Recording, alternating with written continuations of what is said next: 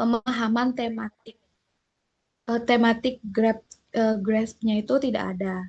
Nah, selanjutnya eh, karena penelitian tersebut jarang dilakukan, hanya baru bibliomatik dan meta-analitik, berarti bagian previous review ini merupakan komponen penting di artikel ini yang menunjukkan kebaruan dari apa yang mereka tulis. Nah, selanjutnya review. Hmm, ya, kemudian ini menjelaskan tentang yang meta analisis tadi itu biasanya menggunakan tema T-Lab software, lalu memiliki batasan yang mana ya hanya mengidentifikasi mengidentifikasi identify pattern based on bagaimana frekuensi sering atau tidaknya begitu. Jadi tidak ada eh, konten tematiknya. Nah, selanjutnya, nah ini baru disebutnya in summary, no current CE pendidikan karakter yang mengidentifikasi yang menyediakan yang menyediakan peta dari pendidikan karakter yang bisa menavigasi bidang yang beragam dan berkembang dengan cepat. Nah, sehingga ini penting untuk melakukan penelitian tematik di bidang pendidikan karakter. Selanjutnya, pertanyaan penelitiannya itu ada tiga, yaitu yang pertama tentang apa tema utama atau tema kunci, tema pokok dari pendidikan karakter.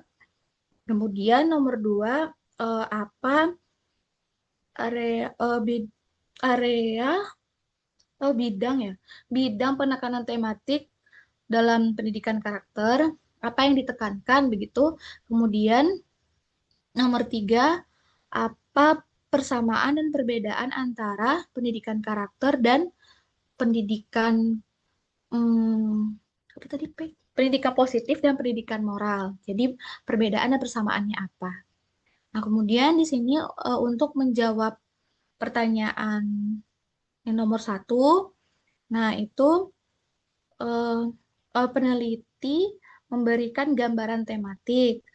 Nah, kemudian untuk menjawab pertanyaan nomor dua, peneliti akan will appraise menilai peneliti akan menilai aspek dari tematik yang didapatkan di studi question pertama tadi. Selanjutnya, hmm, finally our result for kemudian yang untuk ketiga, pertanyaan ketiga itu didapat nanti dari membandingkan kata kunci dari tema yang udah didapat di pendidikan karakter ke dalam pendidikan moral dan pendidikan positif. Selanjutnya, untuk pertanyaan satu dan pertanyaan dua itu dijawab melalui tematik analisis yang berkualitas tinggi dan melalui proses review. Sedangkan untuk pertanyaan yang ketiga dijawab will then be addressed melalui komparatif konten, analisis konten komparatif menggunakan tema-tema yang telah dihasilkan dan dijawab dari pertanyaan pertama, dari sampel artikel yang random, yang berkualitas baik, dan melalui proses review. Selanjutnya, studi 1 yang untuk menjawab research question 1 dan 2 ini, metodologinya yaitu menggunakan Prisma, panduan Prisma, yang mana dia hanya menggunakan jurnal bahasa Inggris, kemudian tidak ada batasan waktu dalam mencarinya. Ini dicari di Web of Science and Scopus pada 2023 dan 2020 dan kemudian dicari lagi di Mei 2024. Nah, kemudian in practice, ya kemudian ada diagram satu yang apa ini? Oh ya, untuk exclusion dan inclusion eh, dari kata kunci karakter education.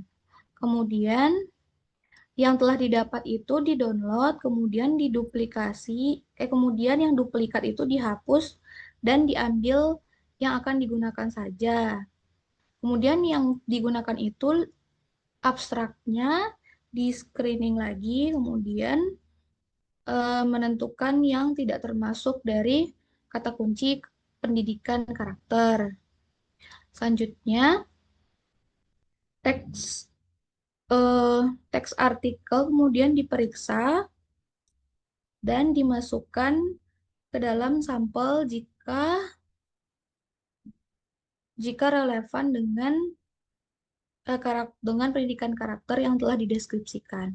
Nah, berikut diagram prisma dari studi satu. Nah, di sini didapatkan sekitar 1.500 artikel yang terdiri dari Scopus dan Web of Science. Kemudian di sebelah sini ada yang duplikat record sebanyak 477 dan 31. Kemudian berarti dikurang sehingga selisihnya menjadi 1.169.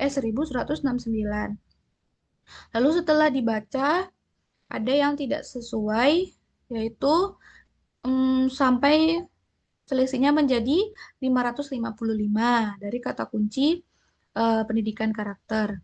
Selanjutnya dari 555 ini, hmm, di sini dicari artikel yang menggunakan faktor impact jurnalnya yang tinggi.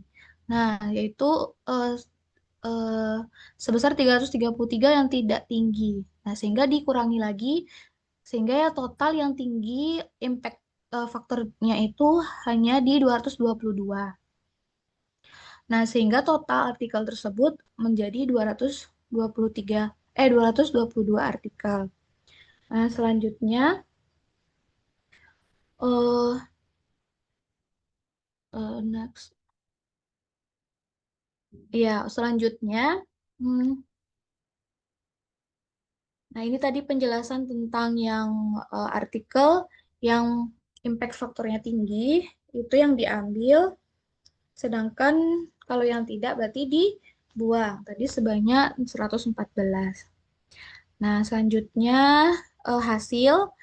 Hasilnya tadi untuk pertanyaan nomor satu terkait 6 tema utama dalam pendidikan karakter. Yang pertama ada karakter conceptualization atau konseptualisasi. Nah, di dalam konseptualisasi ini menjelaskan bahwasannya pendidikan karakter tersebut studies conceptualizing CE therefore demonstrate stakeholder. Berarti konseptualisasi dari pendidikan karakter itu bergantung pada kebijakan yang apa tuh kepentingan pemangku kepentingan kebijakan untuk mendukung terjadi adanya pendidikan karakter. Jadi konseptualnya itu yang mana mendeskripsikan nilai yang harus ditargetkan dari pendidikan karakter. Kemudian mengeksplorasi apakah apakah atau berpotensi untuk bermanfaat bagi masyarakat dan mengidentifikasi beberapa tantangan yang ada di pendidikan karakter. Nah, berarti konseptualnya tiga hal tersebut. Yang pertama tentang stakeholder pemangku kepentingan kebijakan, kemudian tadi terhadap target apa yang diinginkan pada pendidikan karakter, dan bagaimana dampak sosial pada masyarakat. Kemudian tema keduanya yaitu measure validation atau validasi, pengukuran validasi. Nah, di pengukuran validasi ini eh, itu tuh untuk mengeksplor apa yang telah dikonsepkan tadi. Nah, setelah kita tahu apa yang dikonsepkan tiga tadi, maka ada pengukuran validasi pengukurannya.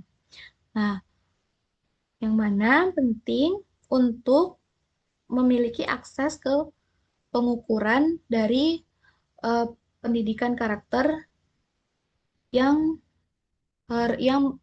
terkait sifat-sifat pendidikan karakter. Nah, jadi harus ada validasi pengukurannya. Kemudian pendidikan karakter so berupaya untuk memvalidasi pengukuran karakter yang berkaitan dengan pendidikan karakter. Nah, salah satunya ini ada karakter assessment for school age children hingga evaluating Christian karakter. Nah, jadi pendidikan karakter contoh-contohnya ini, kemudian dari semua all this and other scale test, berarti hmm, semua skala ini diuji berdasarkan pengukuran psikometri yang mana berpotensi memberikan peluang yang bermanfaat bagi peneliti untuk mengeksplorasi pendidikan karakter. Nah, jadi dibutuhkan pengukuran, validasi pengukuran, salah satunya pada contoh artikel ini adalah Character Assessment for School Age Children, Intermediate Concept Measure, hingga Scale Christian Karakter. Nah, selanjutnya setelah pengukuran validasi itu ada asosiasi. Nah, untuk tema ketiga asosiasi ini, notable portion, eh, sebagian besar dari pendidikan karakter itu berhubungan antara berhubungan antara berbagai sifat, ya, between different related traits, sifat dari pendidikan karakter. Jadi yang diukur adalah hubungan antara sifat dari pendidikan karakter. Kemudian desirable outcome, hasil, hmm, kemudian various background dan latar belakang. Jadi pada eh, sebagian besar pendidikan karakter, studi yang diasosiasikan itu adalah perbedaan sifat dari pendidikan karakter, kemudian hasil yang diperoleh dari pendidikan karakter, dan latar belakang atau faktor latar belakang dari pendidikan karakter. Kemudian, hmm, uh, such associational studies berarti hmm, beberapa studi asosiasi itu mengidentifikasi hubungan positif atau negatif antara faktor-faktor yang ada. Nah, kemudian but tidak mengevaluasi dari efek yang ada berdasarkan faktor intervensinya. Nah, berarti di dalam asosiasi ini hanya dia melihat positif dan negatif dari tiga komponen yang ada, tidak mengukur partikel intervensinya. Nah, selanjutnya tema keempat yaitu impact atau dampak. Nah, yang mana pada dampak ini yang mana pada dampak ini that's where studies penelitian-penelitian itu bertujuan untuk mengevaluasi dampak dari pendidikan karakter yang dan di mana dilakukan dilakukan mengevaluasi efek dari pendidikan karakter yang terintervensi. Nah, berarti kalau tadi di asosiasi itu kita tidak melihat eh, intervensinya, tapi untuk impact kita melihat dari dampak intervensinya. Nah, kemudian dilihat juga di tingkat this was evaluate, dia juga dievaluasi di tingkat kelas, kemudian tingkat institusi, dan tingkat nasional. Kemudian kalau untuk tema kelimanya implementasi. Untuk implementasi ini berarti tahapan selanjutnya setelah dampak. Nah, berarti setelah mm, the implementation berarti implementasi dari pendidikan karakter di kelas, kemudian di institusi maupun di nasional, skala nasional telah menjadi sasaran utama dari pendidikan karakter. Nah, kemudian this our fifth theme, ke tema kelima ini membedakan dirinya dari dampak pendidikan itu karena terdapat proses di dalamnya. Nah, kalau untuk di dampak tadi itu berdasarkan hasilnya saja, sedangkan kalau untuk implementasi ini ada kata-kata access the process involved in effectively executing CE initiative. Berarti dia melihat proses dari dampak pendidikan karakter. Kemudian yang keenam terakhir yaitu tema development atau pengembangan. Nah, untuk pendidikan eh, karakter secara signifikan yang keenam ini juga pengembangannya tingkat kelas, kemudian sampai institusi dan nasional. Nah, development studies evaluate the design and creation of research, berarti dia mengembangkan tentang evaluasi dan desain, kemudian pendekatan, kurikulum, dan kebijakan yang mendukung pendidikan karakter. Berarti pengembangan tentang pendidikan karakter baik berupa bagaimana evaluasi yang ada, kemudian kurikulumnya, strategi, serta kebijakan untuk mendukung penerapan dari pendidikan karakter tersebut. Selanjutnya, dari 6 yang telah dijabarkan tadi, the six tema yang 6 tadi, pendidikan karakter, berarti dapat dibuatkan peta tematiknya. Nah, tematiknya itu ada di gambar ketiga, yaitu eh, conceptualization yang pertama itu paling luar, yang tema pertama, kemudian tema kedua tadi ada Miezar validation. Nah, lalu ketiga tadi ada association, baru impact, implementation, dan development. Yang mana tadi di impact, implementation, dan development ini berdasarkan tingkatan classroom, institusi, dan nasional. Nah, selanjutnya potensial lain ya temanya itu bisa selain ada tema keenam ini dari artikel yang dikumpulkan sebanyak 222 itu dari 13 menyatakan bahwasannya banyak integrasi dari local wisdom ya local wisdom dari program pendidikan karakter. Kemudian juga ada tema lain ya itu tentang lingkungan, terus keter sustainability dan teacher training.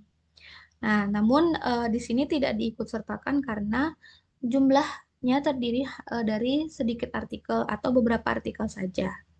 Nah, berikut penjelasan tadi tentang yang jurnal impact faktornya pada Web of Science dan Scopus Site yang tinggi. Nah, jadi akhirnya di sini dia our earlier decision not to include this article in the principal thematic analysis sehingga tidak jadi mengikutkan artikel yang impact faktornya rendah karena alasan preview section ended almost 80% tentang Indonesia aja, jadi tidak diambil artikelnya. Selanjutnya, discussion-nya, discussion dari resource question yang pertama tadi, yaitu didapatkan the result dapat ditentukan ya, berarti aspek-aspeknya yaitu 6. Yang pertama, tadi ada asosiasi. Di sini disebutkan lagi conceptualization, measure validation, kemudian association, lalu impact, implementation, and development. Nah, selanjutnya untuk pertanyaan yang kedua, yang apakah area tematik yang ada di pendidikan kimia ini dijelaskan berdasarkan dari 6 tema tadi. Nah, yang pertama, firstly, also meskipun uh, yang pendidikan karakter ini mengkaji isu-isu di tingkat kebijakan nasional, um, upaya upaya ini tampaknya terbatas baik dari segi jumlah maupun cakupan. Nah, berarti penekanan tematiknya pendidikan karakter ini dibahas dengan isu-isu nasional. Kemudian yang kedua, penekanan tematik lainnya yaitu mm, a number of measure validations, sejumlah studi validasi dilakukan, kemudian pada sampel yang menampilkan karakter dan penelitian yang relatif kecil dari instrumen yang ada. Berarti penekanan lagi dalam eh, tematik pendidikan karakter ini ditemukan sejumlah artikel yang menggunakan pengukuran validasi meskipun menggunakan instrumen yang dengan skala yang kecil.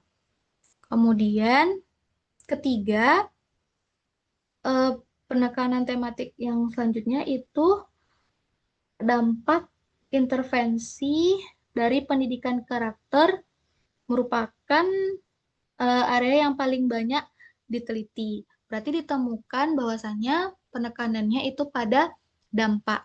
Jadi ada 3. Yang pertama tadi tentang bahwasannya penelitian dilakukan secara nasional, lalu validasi pengukurannya dari instrumen yang berskala kecil, dan dan terdapat dampak intervensi dari berbagai bidang pendidikan karakter. Lanjutnya, yang penemuan lainnya yaitu pendidikan karakter ini mengeksplorasi kesejahteraan dari dari siswa. Berarti pendidikan karakter itu mengeksplorasi kesejahteraan pribadi dari siswa. Itu penemuan dari penekanan tematik. Selanjutnya, kita mau menjawab pertanyaan ketiga, yaitu tadi tentang perbedaan persamaan dari moral dan dari moral pendidikan dan positif pendidikan dengan pendidikan karakter. Dilakukan metodologi yang kedua. Di sini metodologinya masih sama, masih menggunakan prisma. Jadi artikel yang telah ada di pendidikan karakter tadi dibandingkan dengan artikel moral education dan positive education yang dicari di data WOS dan data Scopus. Nah, jadi disaring lagi seperti tadi sehingga didapatkan sebanyak berapa nih?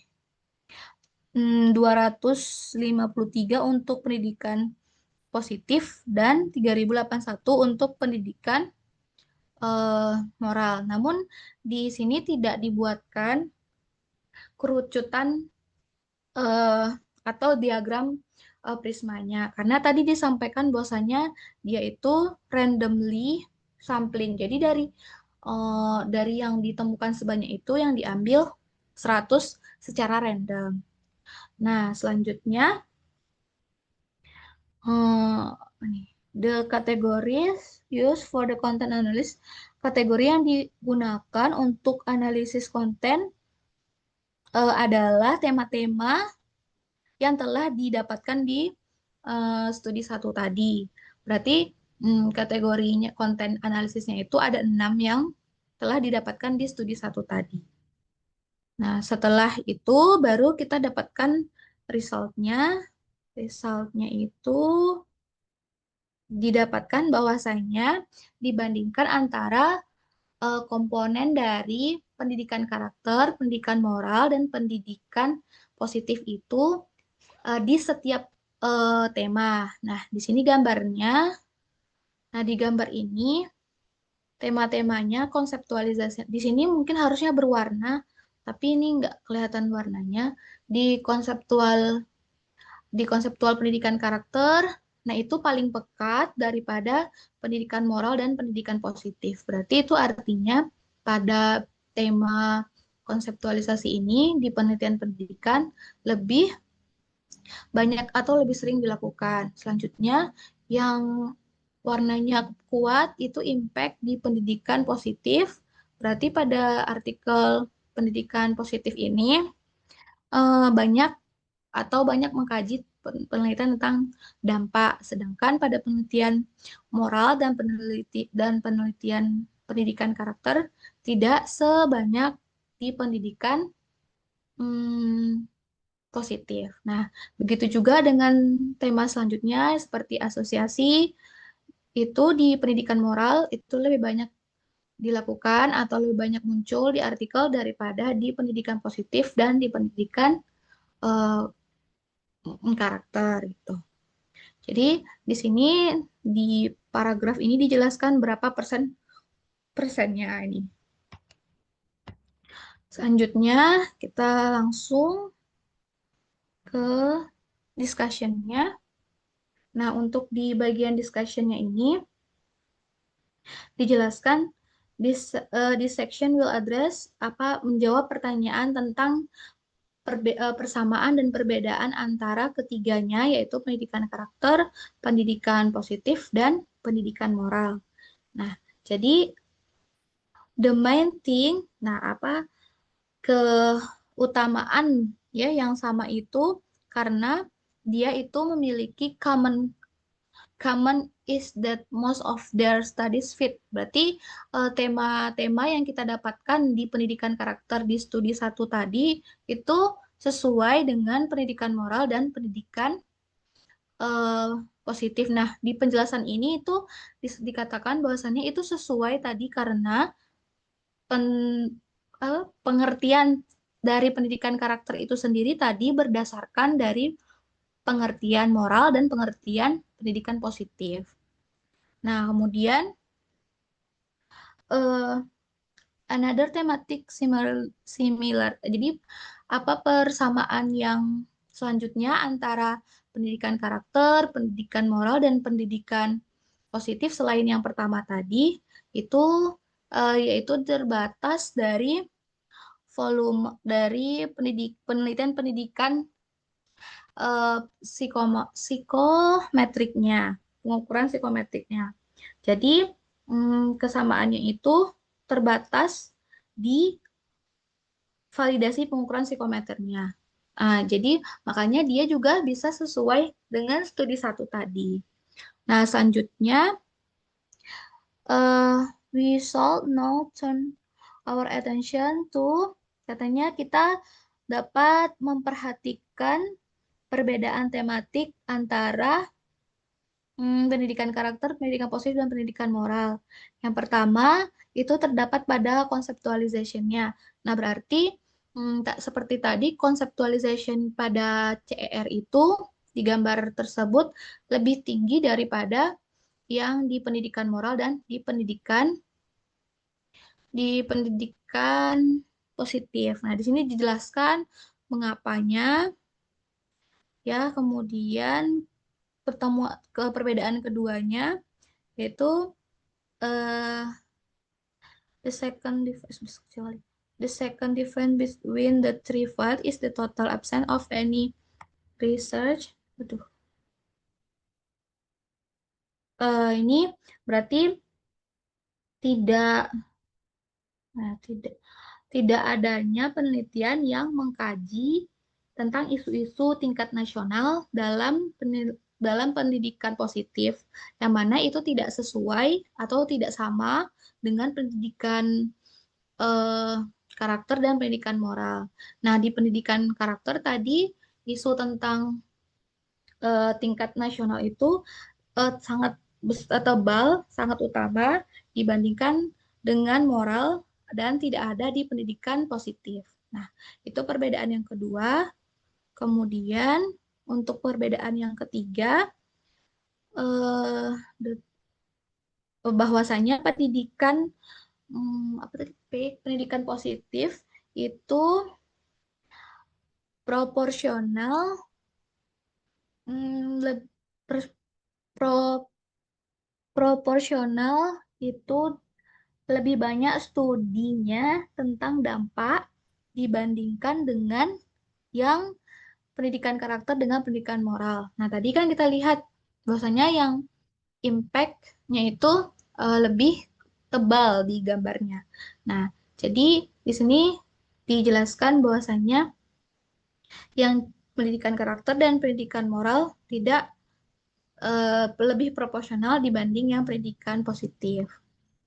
Nah, kemudian di sini in conclusion dijelaskan kesimpulannya kesamaan kesamaan dari tematik di pendidikan karakter, pendidikan moral dan pendidikan positif itu muncul dari pendekatan eh, yang sama yang telah diambil oleh para peneliti empiris ketika melakukan investigasi fokus bersama pada pendidikan dan kebutuhan untuk mendefinisikan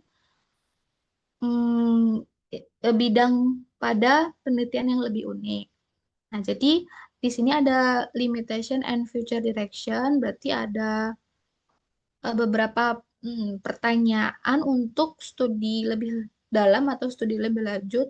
Untuk future direction-nya ada apakah hmm, dampak dampak nasional dari pendidikan karakter ini. Nah, itu bisa dilakukan lebih lanjut. Kemudian, apakah pendidikan karakter itu meningkatkan kesejahteraan? Kemudian, apakah hasil dari pendidikan karakter ini reliable? Kemudian, pertanyaan atau penelitian selanjutnya bisa tentang how do we measure, bagaimana kita mengukur hasil dari pendidikan karakter. Kemudian dapat juga melakukan penelitian tentang apa bukti yang dapat ditarik dari pendidikan moral dan pendidikan positif untuk mendukung pendidikan karakter. Jadi ada 5 pertanyaan lanjutan untuk penelitian berikutnya. Selanjutnya, di sini ada kelemahan ya atau keterbatasan dari penelitian. Ada 2.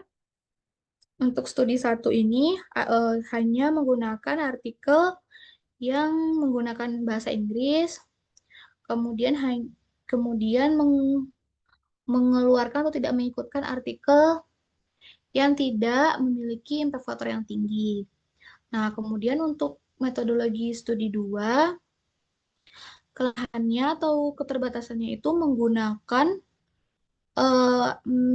hasil dari mapping 6 tema pada studi yang pertama tadi, sehingga tidak menganalisis seluruh seluruh dari eh, komponen dari pendidikan moral dan pendidikan positif, hanya berfokus kepada yang pendidikan karakter tadi.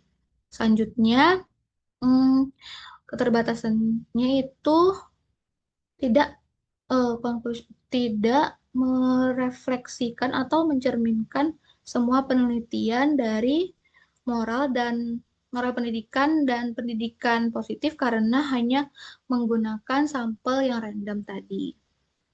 Selanjutnya,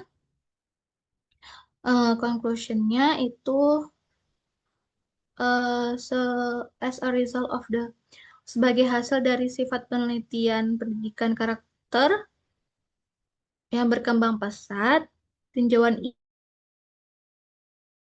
tujuan untuk menjawab 3 pertanyaan yang tadi. Yang pertama, tema kunci dari pendidikan karakter apa, kemudian area penekanan tematiknya apa saja, dan perbedaannya, serta persamaan dari ketiga pendidikan yang ada itu apa. Kemudian dijawab berdasarkan studi 1 tentang 6 tema, yaitu conceptualization, pengukuran validasi, asosiasi, dampak, implementasi, dan pengembangan. Kemudian dalam menanggapi pertanyaan yang kedua, itu berdasarkan dari sampel artikel yang besar, yang mana ditemukan bahwasannya eh, lemah dalam kebijakan tentang pendidikan nasional, kemudian dampak yang pendidikan karakter yang sejahtera, dan hanya memiliki pengukuran validasi yang dengan instrumen yang kecil. Kemudian untuk pertanyaan yang terakhirnya tentang pendidikan karakter, pendidikan moral, dan pendidikan positif, were found ditemukan bahwasanya sesuai fit to the same tema dengan tema yang sama dengan pendidikan karakter pada research question 1, tapi berbeda cakupan tentang konseptualis, asosiasi, dan impact-nya. Kemudian in addressing the three question, dalam menjawab 3 pertanyaan, penelitian kami mengisi kesenjangan penelitian penting di bidang pendidikan karakter yang lebih yang mana menghasilkan sejumlah pertanyaan penting yang lebih lanjut dilakukan dalam penelitian ini. Eh, itu tadi penjelasan dari Adila tentang penelitian empirik pendidikan karakter. Dikembalikan ke Bapak Ibu semuanya apabila ada yang ingin bertanya.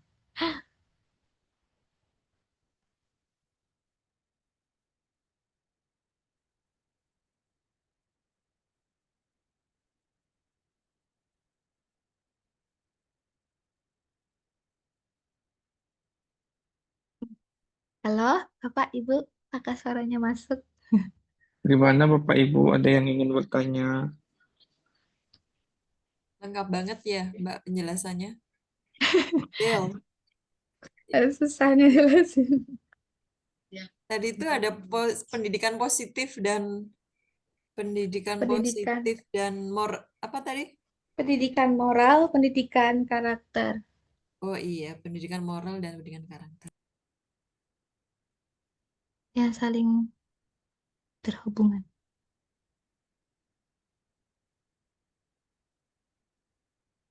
Jadi dia analisisnya menggunakan eh, tematik analisis ya, Mbak ya. Tapi ini tadi ada prisma gitu ya, kayak literatur review Iya, ya, Mbak ya. iya, thematic review and comparative content analysis. Jadi menggunakan framework Prisma, Bu. Tematik tematik review and comparative content analysis. Oke. Sementara saya memahami, belum ada pertanyaan, Ya, Mbak Bu. Adila. Oke. Mencoba memahami dulu.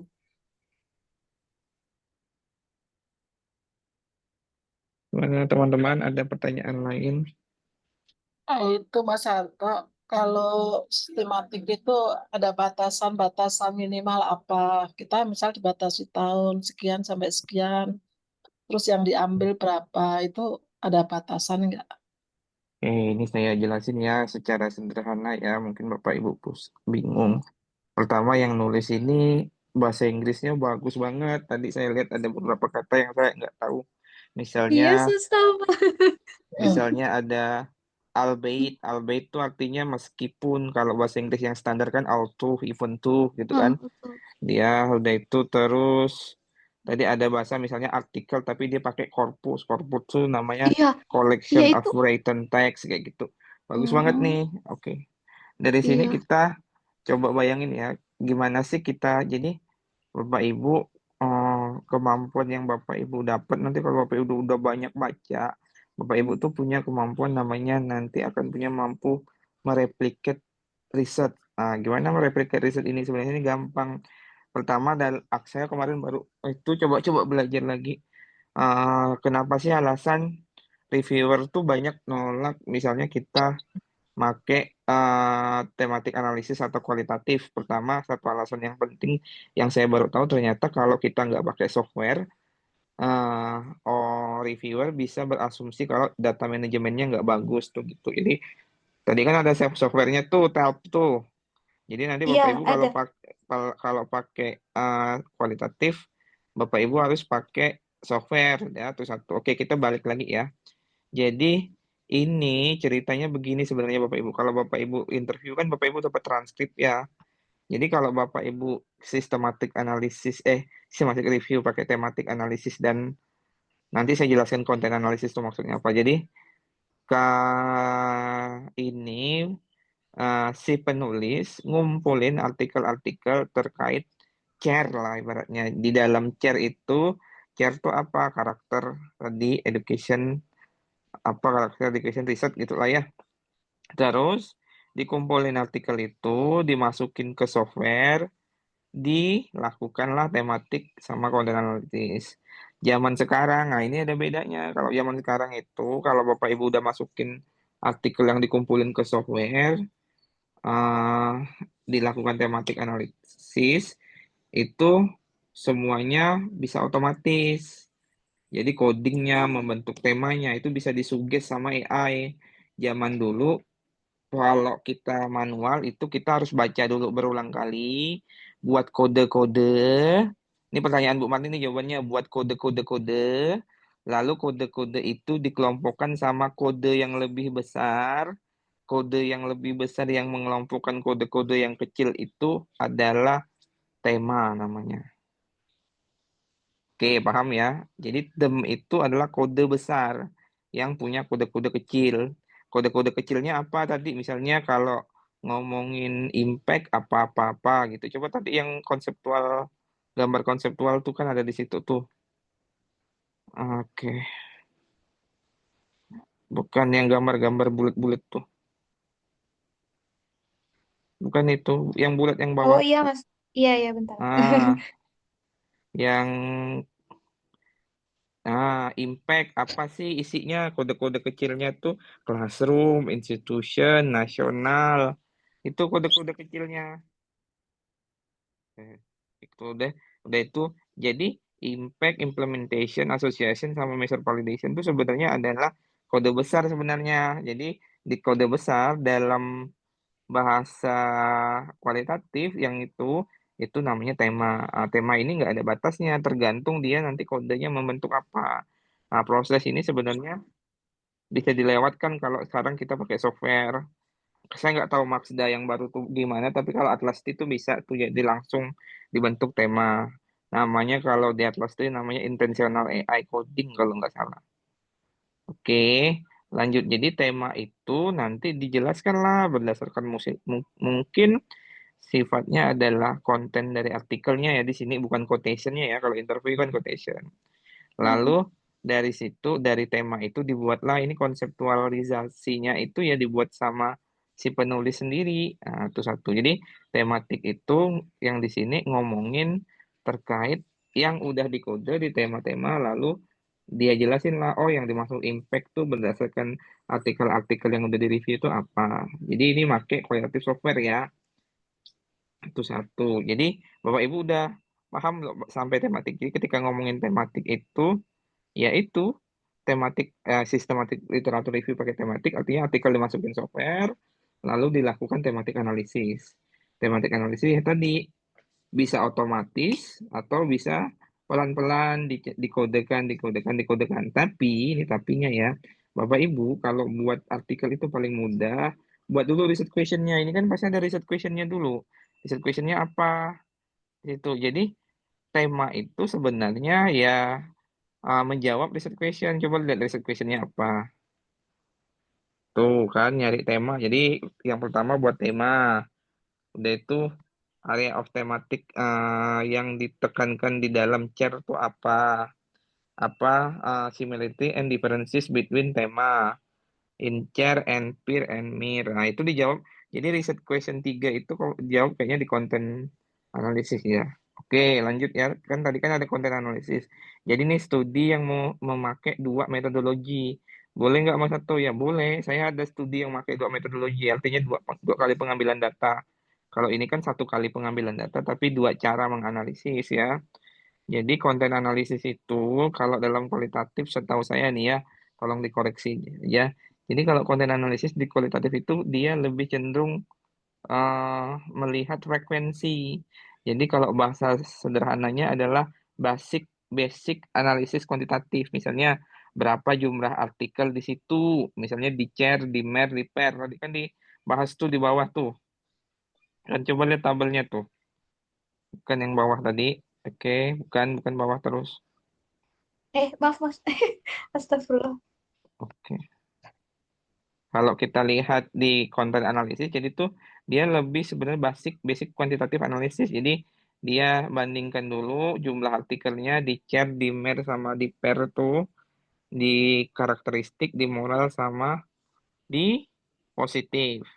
Nah, terus dia pakai color coding.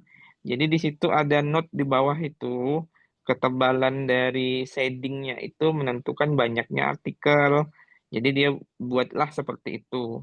Setelah itu dibandingkan kan, lalu muncullah dibuat pemanis lagi. Kalau aku bandingkan berdasarkan konseptual gimana? Lebih spesifik berdasarkan konseptual ya seperti ini. Tapi sebenarnya ini yang figur 4 ini sebenarnya sama aja dengan tabel di atas, cuman beda pemaparan aja sih. Ya sama aja itu, beda pemaparan aja, sama itu dengan tabel yang di atasnya. Oke. Setelah itu dia masukin box plot. Box plot tuh coba lihat box plot tuh. Box plot ini dia pakai SPSS, caranya gampang. Jadi dia itu berdasarkan hasil dari, kalau nggak salah yang tengah itu mean score ya, yang ada garisnya ya. Jadi dia tuh membagi data berdasarkan percentage. Misalnya 25% di atas 50%, itu di atas 50% kayak gitu kalau nggak salah ya. Cuman di sini kalau saya lihat, saya nggak tahu tabel di sampingnya tuh apa, intinya kalau box plot itu berarti ada datanya, mungkin data tadi jumlah-jumlah artikel lalu di box plot kan. Gitu sih. Mungkin box plotnya juga ada tahunnya sebagai sebagai apa tuh? eh eh, apa ya? Aksisnya untuk y-aksis ya di situ. Cuman kalau x-aksisnya nggak ada, dia pakai color warna gitu. Jadi ya setelah itu didiskusikan lah. Cara diskusikannya mungkin ya berdasarkan RQ ya, kalau dilihat this section will address RQ3. Kenapa RQ3? Karena RQ1 sama RQ2 kayaknya udah kejawab lah, nggak perlu diskusikan lagi. Dia fokus ngediskusikan RQ3. Udah itu aja sih. Ya setidaknya Bapak Ibu bisa berpikir. Jadi kenapa Bapak Ibu mungkin belum ada gambarannya gimana melakukan tematik.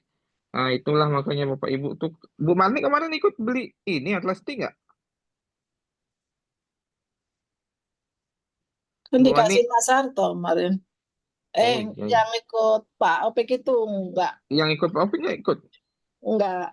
Oh alah, Kan itu baru beli juga waktu itu mau ikut. Sampai sekarang belum kan? Hanya beli doang, belum diajarin. memang kalau peneliti media utama nih sering buang duit lah. Bu, beli apa Bu? Saya ketinggalan. Beli apa ya Bu? Atlas Atlas T. itu. Jadi di kantor tuh ada patungan beli Atlas T. Oh, untuk Mas, ngolah saya datanya. tuh kemarin mau beli, cara bayarnya kok susah ya? Saya nggak ada PayPal sama Visa gitu sih, Mas. Ya nantilah aku ke sana kita beli. Oke.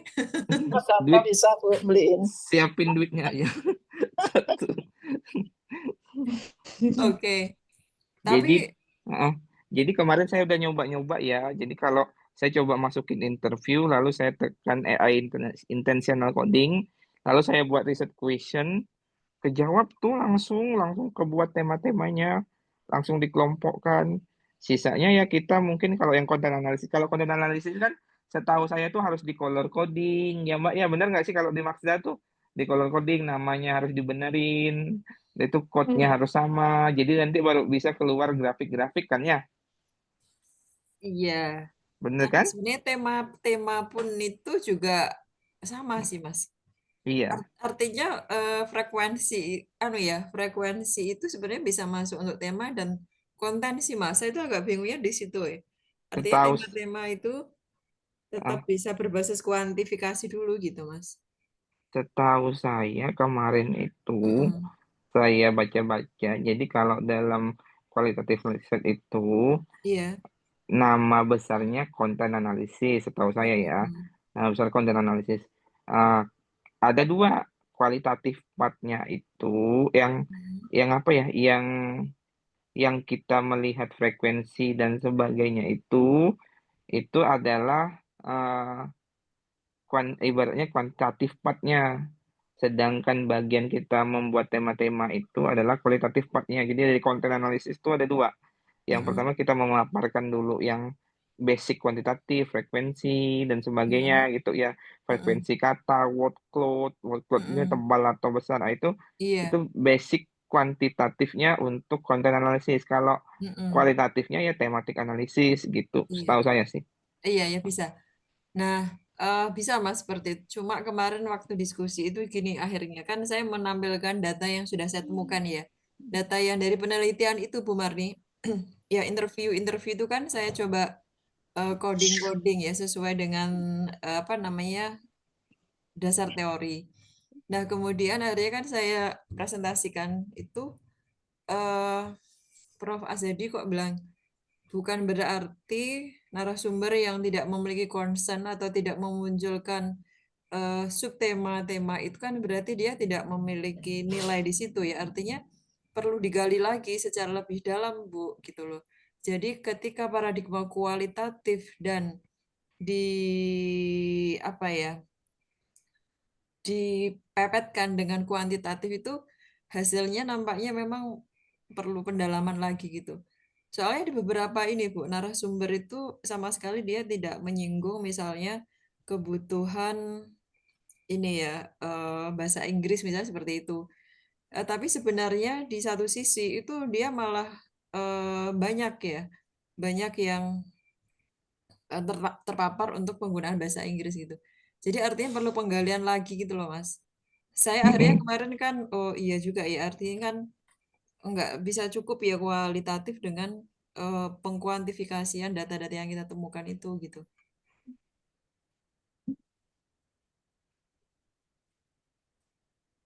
Ya, teman-teman ada lagi. Iya, seperti itu. Silakan. Jadi kemarin iya ya saya jadi berpikir harus mempelajari lagi gitu hasil interview seperti itu Mas. Bisa. Yang penting ini aja Mm-mm. lah. Apa ya? Riset questionnya dulu tuh dibenerin Iya, kira-kira mau ngapa. iya, iya. Oke. Iya. Ya, Gimana? Mas. Ada lagi?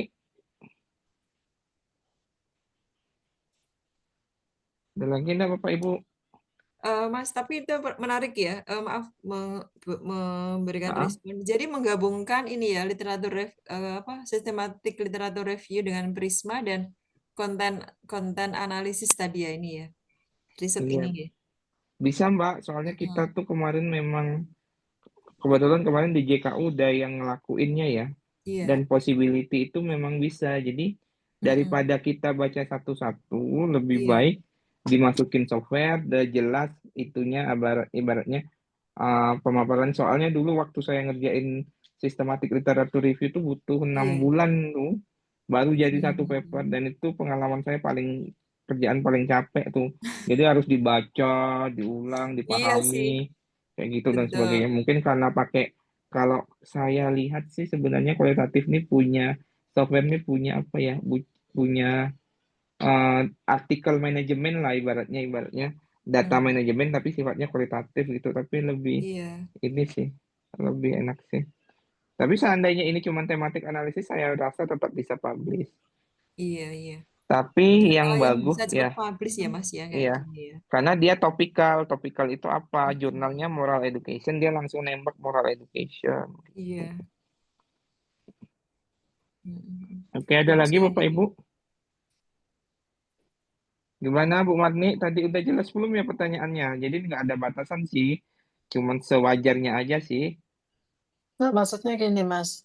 Nah, Sedikit ya, bentar lagi. Eh, kan misalnya dari batas waktu sekian, terus dapat sekian yang sesuai dengan pertanyaan penelitian kita. Nah, terus itu apa diambil semua atau boleh, oh saya misalnya 10 aja gitu. Saya itu tahun 2023 itu ikut ini ya, menulis tentang systematic review, itu hanya mengambil 10 tentang oh, pendidikan ini ini kami. intinya artikelnya ya. Oh, iya kayaknya dulu saya pernah ketemu Bu Marni ya Bu ya, pelatihan ya Bu ya waktu itu ya.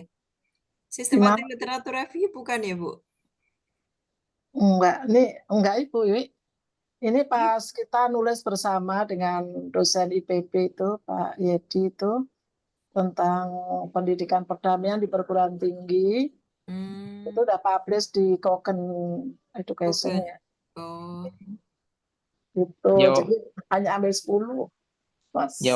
jawabannya itu kalau Bapak Ibu Marni lihat tadi dia scientific writing-nya. Kenapa ngambil 10 biar nggak puyeng? Satu. Kenapa ngambil Artinya 10? ya boleh enggak gitu, toh Mas. Mas. Boleh, Harus ada kriterianya kan Mas. Masa iya, mau ambil 10 betul. 5 itu. Betul, harus ada kriterianya. Tapi kriteria itu kan bisa kita buat, oh ternyata ini kayaknya kurang relevan dan sebagainya. Sehingga kita dapatlah cuman misalnya 15 atau berapa. It's okay. Apalagi kalau topiknya jarang ya, udah pasti akan mengerucut tuh kayak gitu. Tapi intinya gini, kalau semakin banyak itu nggak bisa dikerjain satu dua orang, harus ada tim. Makanya pakai data manajemen software seperti Tab nih yang tadi disebutin itu, atau Atlasti dan sebagainya. Itu yang membuat itu possible. Jadi tidak ada batas sih. Intinya relevan aja sih. Dan itu jelas ketika kriteria inclusion memasukkan sama exclusionnya tuh jelas apa gitu aja sih. Iya, Mas, kemarin karena memang manual ya, nggak pakai itu aplikasi itu, jadi emang hanya sedikit gitu. Mungkin kalau ada ini mungkin bisa lebih mudah walaupun banyak ya. Udah, Mas. Iya. Udah, ada lagi Bapak Ibu kalau nggak ada? Ampun, terima kasih kalau saya. Makasih Mbak Terima Adila kasih. Terima pengetahuannya. Oh kasih, iya, Bu. udah. Keren. Adila, Mas, Mbak. Berarti semuanya. Oke, udah Bu. ya. Tutup lah. Siap. Makasih, Mas Harto, penjelasannya. Iya. Makasih Mas Harta, Makasih Mbak Mas Adila. Andri, Pak Kadir, Makasih, Mbak Bapak Ibu. Adila, Selamat Bu istirahat. Oh iya. Marni, Mbak Rahmi. Terima Bapak kasih Ibu. Mbak Ya, Adila, ya. terima kasih semuanya Oke, Bapak kita Ibu. Iya. tutup. Assalamualaikum warahmatullahi wabarakatuh. Waalaikumsalam warahmatullahi Waalaikumsalam Waalaikumsalam warahmatullahi warahmatullahi wabarakatuh. wabarakatuh. Yo, Terima Assalamualaikum. kasih. wabarakatuh. Waalaikumsalam.